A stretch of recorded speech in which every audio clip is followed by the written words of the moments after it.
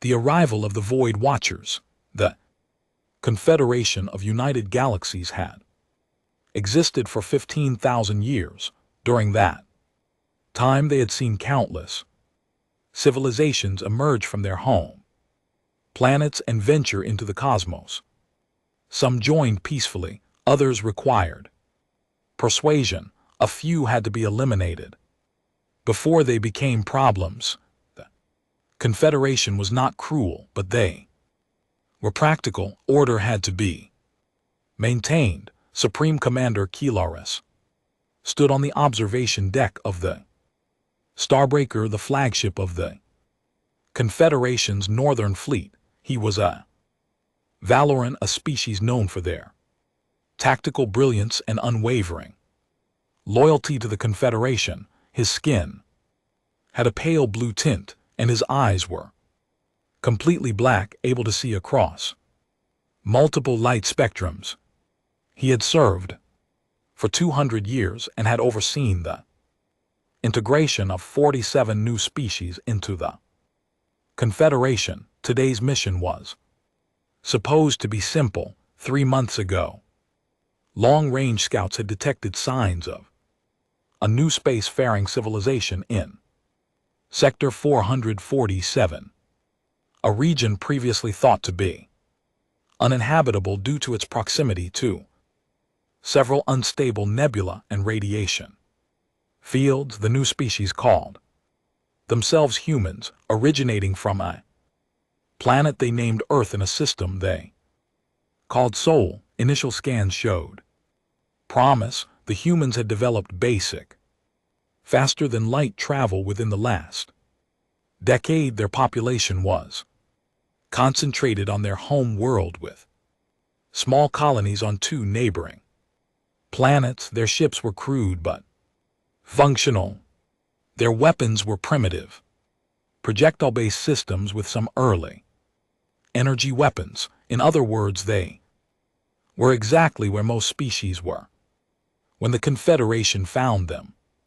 Kilaris had brought a standard integration fleet, 20 warships each, capable of orbital bombardment, 50 support vessels carrying diplomats, translators, scientists, and trade specialists. It was more than enough to impress any emerging civilization and demonstrate the Confederation's power. The humans would see the fleet, realize they were outmatched, and accept the Confederation's offer of membership. Then everyone could go home. The journey to human space took 6 days. During that time, Kilaris reviewed the intelligence reports. The humans were bipedal mammals with relatively short lifespans compared to most Confederation species. They had a violent history, having fought numerous wars among themselves before finally achieving a unified planetary government. Their culture valued innovation, competition, and something they called freedom. That last part concerned Kethoris slightly. Species that valued freedom too highly sometimes resisted integration.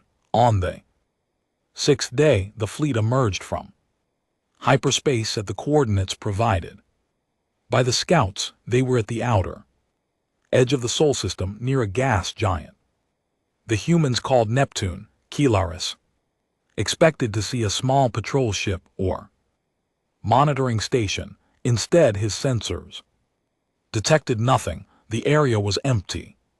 Communications officer Thessa, a female Valoran with sharper features than Kilaris, looked up from her console with confusion on her face. Commander, I am not detecting any human vessels in this sector. The scouts reported regular patrol routes through this area. Kiltharis frowned, scanned the inner system. Perhaps they have altered their patterns. Thessa worked her console for several minutes. Her expression grew more troubled with each passing moment. Commander, I am detecting something unusual. There are multiple large mass signatures throughout the system, but they are not matching any known ship configurations before Kelaris could respond. Every alarm on the bridge began screaming simultaneously. The lights shifted to emergency red. Officers shouted reports from every station. The tactical display lit up with dozens, then hundreds, then thousands of new contacts. Commander, we are surrounded. Tactical Officer Brennick roared. His species, the Crothans, were massive warriors covered in thick scales. Even he sounded shaken. Contacts appearing on all sides. They were cloaked. We could not detect them until now. Kyrus felt his blood turn cold around his fleet. Space itself seemed to come alive. Ships appeared from nowhere as cloaking fields dropped, but these were not the primitive vessels the scouts had described. These were warships, hundreds of them, and they were massive. The smallest human vessel was twice the size of Kelaris' flagship. They were angular and aggressive in design, covered in what could only be weapon systems. Their hulls were a dark gray that seemed to absorb sensor beams, and they were everywhere, surrounding the Confederation fleet in a perfect sphere formation. But it was the ship at the center of the formation that made Kelaris forget how to breathe. It was beyond massive. It was a mobile fortress, a city in space, a monument to engineering that should not have been possible. The ship was shaped like a wedge, sharp at the front and widening toward the rear. Its hull bristled with weapons of every size. Kelaris counted at least 50 main cannons, each one larger than his entire ship. Commander, the sensors officer called out, her voice trembling. That central ship is reading at 112 km in length.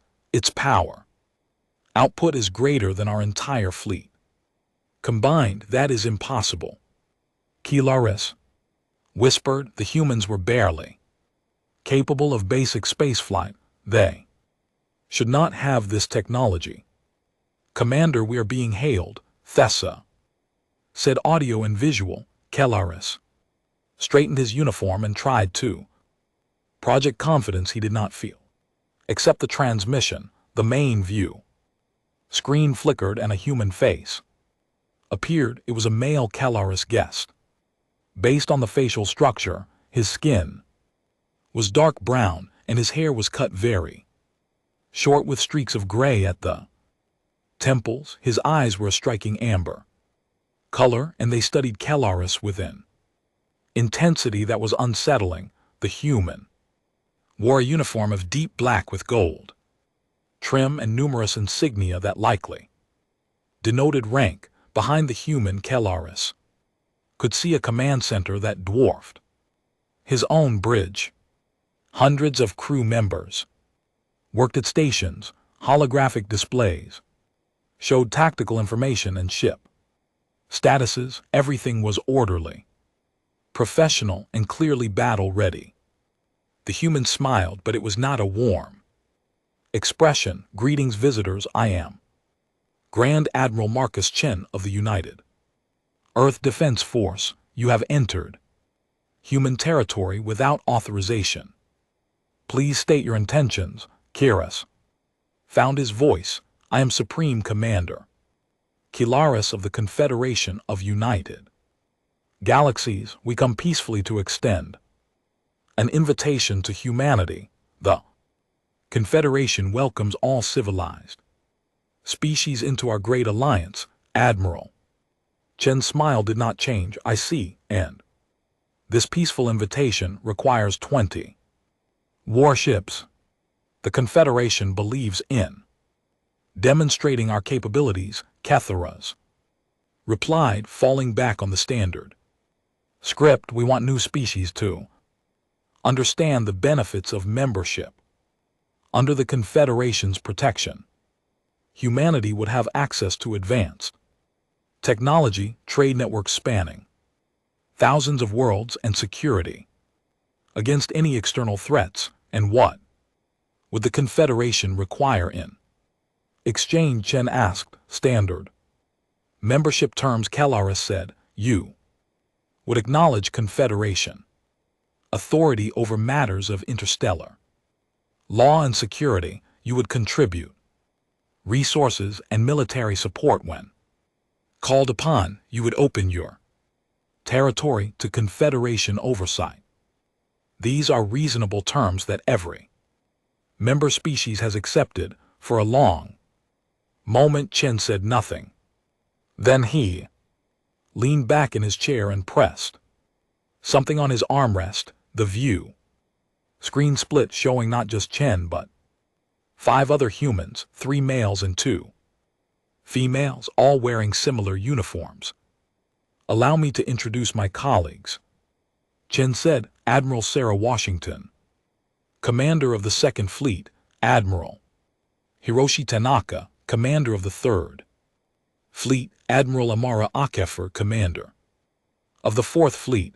Admiral Dmitry Vyulov, commander of the 5th Fleet, and Admiral Sofia Rodriguez, commander of the 6th Fleet. Kiras felt his heart's pound. 6 fleets. The humans had 6 fleets. We appreciate your invitation, Commander Kiras, Chen continued.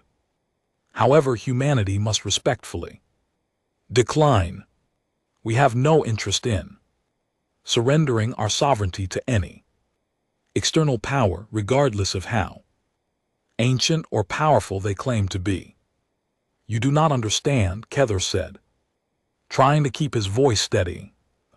Confederation has maintained peace across 10,000 star systems for millennia. Rejecting our offer would be unwise. On the contrary, Admiral Washington said, her voice cool and measured. We understand perfectly. You arrive with warships and demands for submission. You call it protection, but we recognize it for what it is, conquest.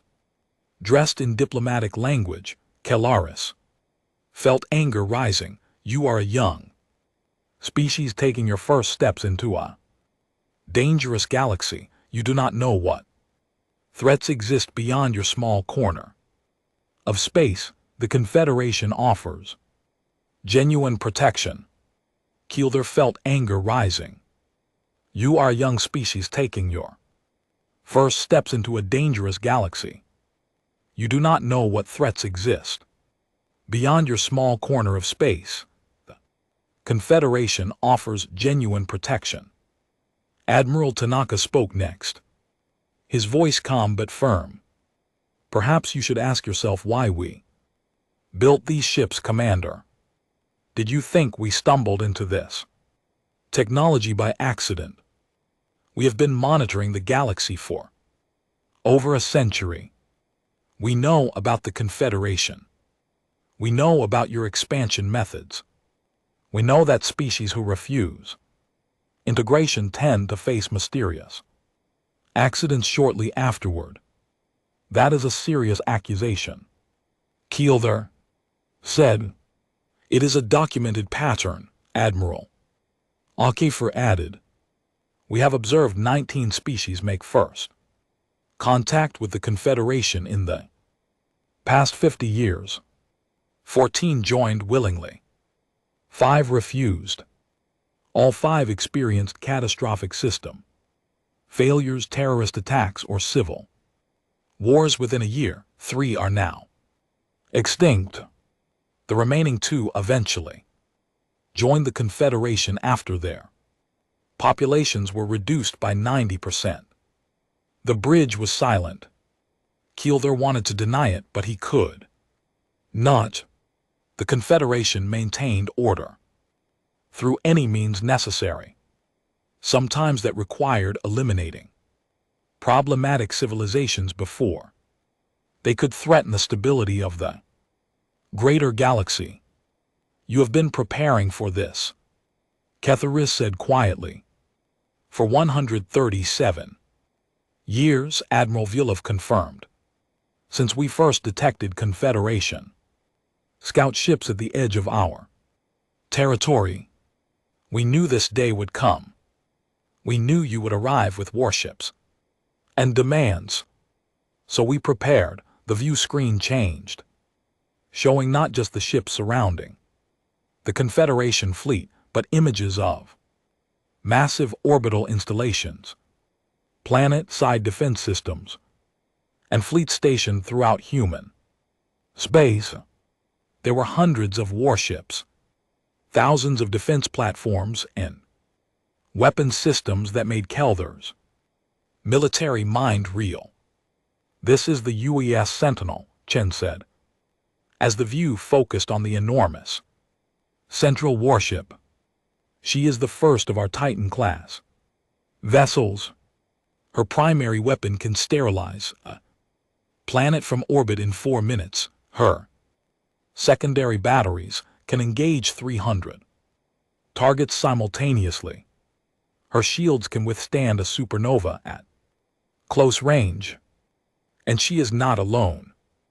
We have 4 more Titan-class vessels under construction with plans for 20 more. Keelders could barely process what he was hearing. The resources required to build such vessels would bankrupt most civilizations. This is impossible, he said. Your planet does not have the industrial capacity for such construction. Admiral Rodriguez smiled. You are correct. Earth alone could not build this fleet, but we are not alone. Humanity has colonized 73 worlds. In the past 50 years, we have automated mining operations in 600 asteroid fields. We have fusion plants on 40 moons, providing unlimited power, and we have been preparing for this moment every single day. The view screen shifted again, this time showing a star map. It displayed human territory, and Keelder felt his stomach drop. The scouts had reported a handful of colonies. The map showed an empire spanning dozens of light years with trade routes, defensive positions, and industrial centers throughout. You lied to our scouts, Keeler said. We allowed them to see what we wanted them to see, Chen corrected. We showed them our oldest colonies and our obsolete ships. We let them believe we were weak and primitive, and you believed it because you wanted to. You assumed we would be like every other young species you have encountered. That was your mistake. What do you want? Keelder asked. He had lost control of this situation, and he knew it. We want to be left alone, Chen said. Simply, we want to develop at our own pace, make our own decisions, and for our own destiny among the stars. We are not interested in conquest or expansion into territories claimed by others, but we will defend what is ours with every resource at our disposal. And if we refuse to leave, Keelder asked, though he already knew it was a foolish question, then you will discover why we call this ship the Sentinel, Chen replied. His expression hardened. You have 1 hour to withdraw your fleet from human space. If you are still here after that time, we will consider it an act of war. Choose wisely. Commander, the transmission ended. The view screen returned to showing the exterior view of the human fleet surrounding them. Keelder stood frozen, his mind racing through options. Every scenario ended in disaster. If he attacked, his fleet would be destroyed. If he withdrew, the Confederation would see it as weakness. But if he stayed, the humans would make good on their threat. Commander, what are your orders? Thessa asked quietly. Keelder looked at his officers. They were all watching him, waiting for leadership. He thought about his 200 years of service. He thought about the Confederation's 15,000 years of dominance, and he thought about the massive human warship that could end all of it with a single shot. Begin withdrawal procedures, he said. Plot a course back to Confederation space. Maximum speed. Relief flooded the bridge. Officers moved quickly to carry out the orders. The Confederation fleet turned and began moving away from the human vessels. As they did, Keeler noticed something. The human ships did not pursue. They did not taunt or threaten. They simply watched, maintaining their perfect formation until the Confederation fleet jumped to hyperspace. During the journey home, Keeler sat alone in his quarters. He was composing a report that would change everything. For 15,000 years, the Confederation had been the dominant power in the galaxy. They had grown complacent, believing their superiority was eternal. The humans had just proven that assumption wrong. Keeler wrote carefully, documenting everything he had seen and heard. He explained the human ships, their technology, their preparation, and their resolve. He ended with a recommendation that shocked even himself. We must negotiate with humanity as equals. Any other approach will lead to a war we cannot win. The age of Confederation dominance is over. A new era has begun. The Council's decision. The report from Supreme Commander Keeler's reached the Confederation High Council 3 days after his return. Within hours, an emergency session was called. Representatives from all 7 founding species gathered in the Great Hall, a structure that had stood at the heart of the Confederation for 10,000 years. The hall was enormous, capable of holding thousands of delegates. Its walls were made of crystallized starlight, a material so rare that only 3 buildings in the galaxy possessed it. At the center of the hall sat the 7 Zeets, massive thrones carved from different materials representing each founding species. The Valorians, the diplomats and strategists, the Krothans, the warriors and enforcers, the Thesians, the scientists and engineers, the Morphids, the intelligence gatherers and spies, the Luminians, beings of pure energy who powered the Confederation's most advanced technology, the Hive, a collective consciousness of billions of insect-like beings who managed logistics and administration, and the Ancients, the oldest species in known space, who rarely spoke but whose word was final when they did. High Chancellor Verath of the Valorans called the session to order. Her skin was almost white with age and her eyes had faded to gray, but her voice still commanded absolute attention. We are here to discuss Supreme Commander Keeler's report regarding the human species. For those who have not reviewed it, I will summarize. The humans possess military technology that exceeds our own. They have been preparing for contact with the Confederation for over a century.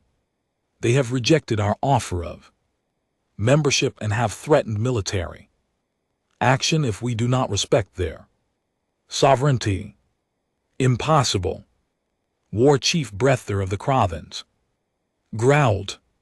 His species stood over 3 m tall and his voice sounded like grinding stone. One young species cannot threaten the Confederation. Keeler's must have exaggerated the threat. Keeler stood from his seat in the observers section. With your permission, High Chancellor, I would like to address that concern. Ver nodded.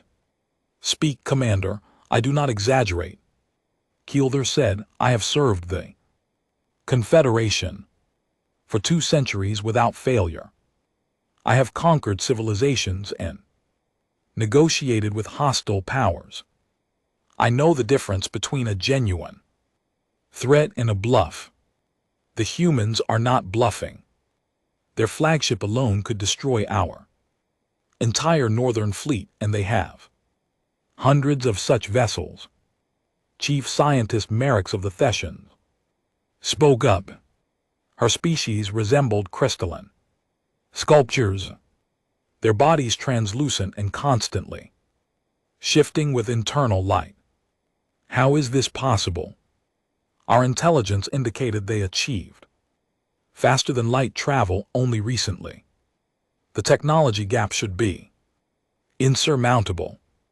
The humans are exceptional engineers and tacticians, Keeler explained.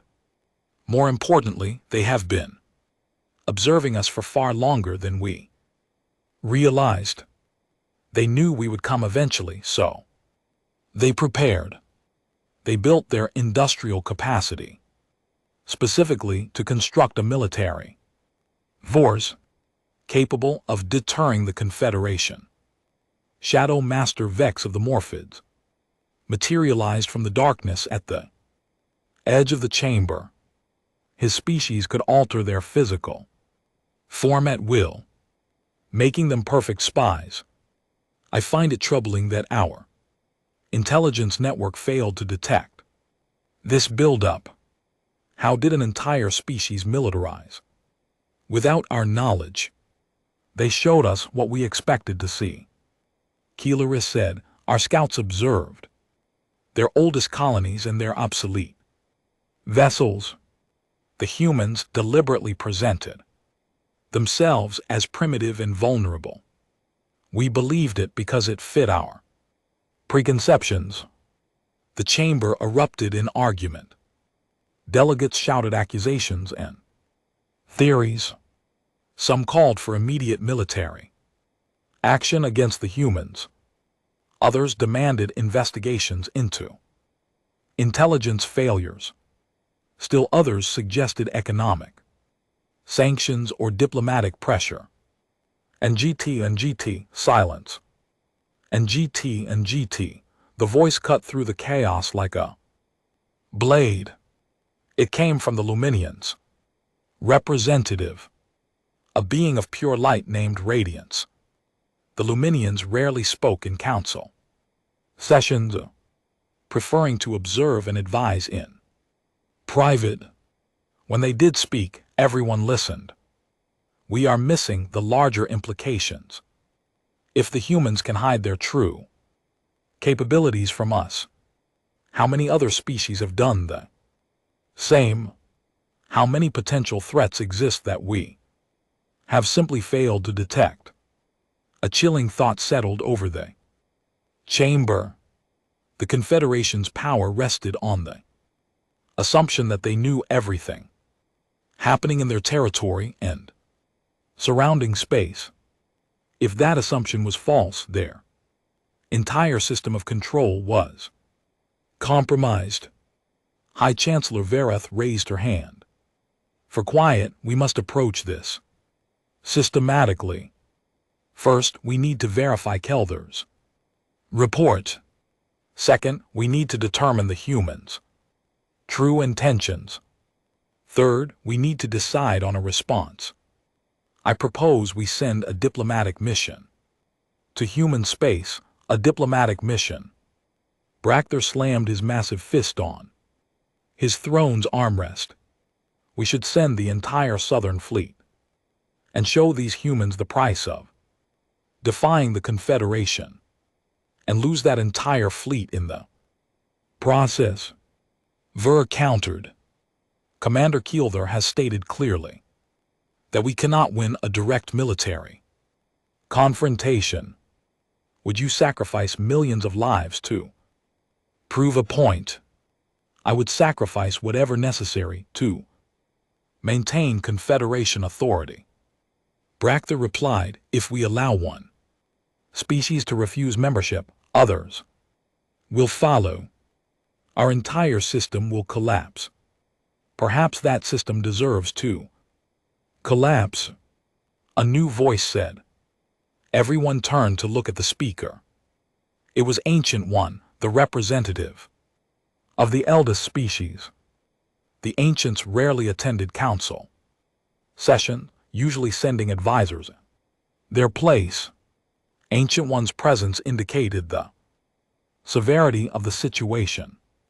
The ancient's form was difficult to look at directly, seeming to exist partially outside normal space.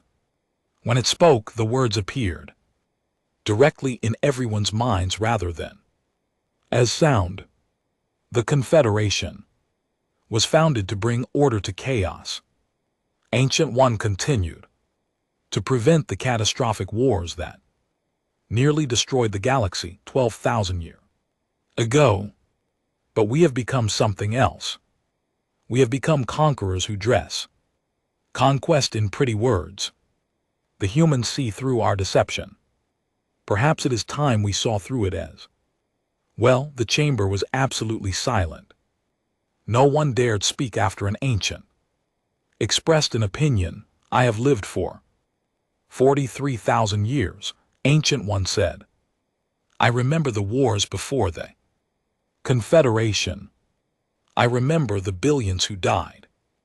I also remember the ideals we claimed to uphold when we founded this organization. Freedom for all species. Cooperation rather than domination. Peace through mutual respect rather than through force. We have forgotten those ideals. The humans are reminding us, Veroth bowed her head respectfully. What would you have us do, Ancient One? Talk to them, Ancient One replied, not as conquerors to subjects but as one civilization to another. Learn why they prepared for war rather than welcoming contact. Understand their perspective. And perhaps we might learn something about ourselves in the process. And if they attack us, Brachther demanded, then we will have learned something valuable about their true nature. Ancient One said, but I do not believe they will. From what I understand of Keelder's report, the humans have shown restraint. They surrounded his fleet completely. They could have destroyed it without warning. Instead, they talked. They explained their position. They gave him time to withdraw. These are not the actions of a species eager for war. Ver looked around the chamber, all in favor of sending a diplomatic mission to human space. The vote was not unanimous, but the majority supported the proposal. Very well, Commander Keelerus, you have met the humans. You understand their perspective better than anyone else in the Confederation. Will you lead this mission? Kelder felt every eye in the chamber turned toward him. He thought about the massive human warship, about Admiral Chen's unwavering confidence, about the trap he had walked into so blindly. He thought about his 200 years of service and the countless species he had helped bring into the Confederation fold. I will, he said finally, but I must go with full authority to negotiate any terms necessary for peace. I cannot be bound by standard protocols that the humans have already rejected. You will have that authority, Verath confirmed. You will speak with the voice of the entire council. Whatever agreements you reach will be binding on all Confederation members. Brather stood up, his massive frame radiating anger. This is a mistake. We are showing weakness. We are showing wisdom, Ancient One corrected. There is a difference, though I understand that difference can be difficult for some to see. Brachther glared at the Ancient but said nothing. Even a Crothan war chief knew better than to argue with one of the eldest beings in existence. The session was adjourned. Keeler left the great hall with his mind already working through the challenges ahead. He needed to assemble a diplomatic team. He needed to study everything known about human culture and psychology, and he needed to figure out how to negotiate with a species that had completely outmaneuvered the Confederation's first contact attempt. 3 days later, Keeler departed on the diplomatic vessel Horizon. Unlike warships, diplomatic vessels were unarmed and designed for comfort rather than combat. The Horizon carried a delegation of 50 individuals representing different Confederation species and specialties. There were linguists who had studied human languages, anthropologists who had analyzed human culture from long-range observations, and legal experts who understood interstellar treaty law. The journey to human space took 8 days. During that time, Keeler met with his team daily to discuss strategy. The humans had demonstrated they valued honesty and directness, so Keeler decided to abandon the usual diplomatic tricks. No manipulation, no hidden agendas, no carefully worded traps. They would approach the humans with genuine respect and see where that led. When the Horizon emerged from hyperspace, at the edge of the solar system, they found a welcoming committee waiting. 5 human warships sat in formation, much smaller than the Sentinel, but still impressive, and leading them was a vessel Keeler recognized, Admiral Chen's flagship. Commander Keeler's.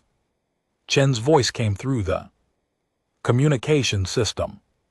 Welcome back to human space. We were informed of your diplomatic mission. My orders are to escort you to Earth. If you wish to continue, we wish to continue, Keeler replied. Thank you for the escort. The journey through the Sol system took 3 hours. During that time, Keeler got his first real look at human territory. There were orbital stations around every significant planet and moon. Massive industrial complexes floated the asteroid belt between Mars and Jupiter. Defensive platforms surrounded Earth itself in multiple layers. Everything he saw confirmed his worst fears. The humans had built an empire in secret, and they had done it efficiently. When they approached Earth, Keeler felt something he had not experienced in decades. The planet was beautiful. Blue oceans covered most of the surface, with green and brown continents visible through swirling white clouds. Lights from cities sparkled on the night side. Thousands of ships moved in organized traffic patterns between the surface and orbit. Admiral Chen had been right. This was not a primitive species taking its first steps into space. This was an established civilization with the resources and will to defend itself. The Horizon docked at a massive space station above Earth's equator. As Keeler and his delegation disembarked, they were met by a human welcoming committee. At its head was a woman who introduced herself as Secretary General Amara Patel, the leader of Earth's unified government. Welcome to Earth Station Prime, she said, with a warm smile. We are honored to receive the first official diplomatic delegation from the Confederation. Please follow me. We have prepared accommodations for you and your team. As they walked through the station, Keeler observed everything. The humans moved with purpose and confidence.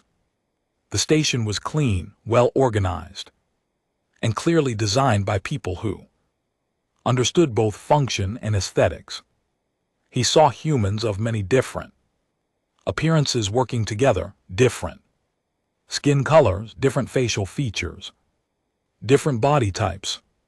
It reminded him that humanity was still a relatively young unified species, having only recently overcome their own internal divisions. They were led to a conference room with large windows overlooking Earth. The planet slowly rotated below them, beautiful and serene. Secretary General Pell gestured to seats around a large table. Before we begin formal negotiations, she said, I want you to understand something about humanity. We do not seek conflict with the Confederation or any other power. We simply wish to determine our own path forward. Is that something you can respect? Keelder looked at the planet below, at the fleets in orbit, at the defensive installations protecting this world. He thought about Ancient One's words, about forgotten ideals. He thought about the 15,000 years of Confederation dominance and what it had really been built on. Yes, he said finally, I believe we can respect that end. Perhaps in doing so we can learn to respect ourselves again as well. Secretary General Pell smiled. Then let us begin. I think this will be the start of something new for both our peoples. As the negotiations began, Kelder realized that everything was about to change. The Confederation had maintained order through strength and intimidation for millennia. The humans were offering a different path: cooperation between equals, mutual respect, and the freedom for civilizations to choose their own destiny. It was idealistic and risky and completely contrary to everything the Confederation had built. It was also Kethera's realized exactly what the galaxy needed.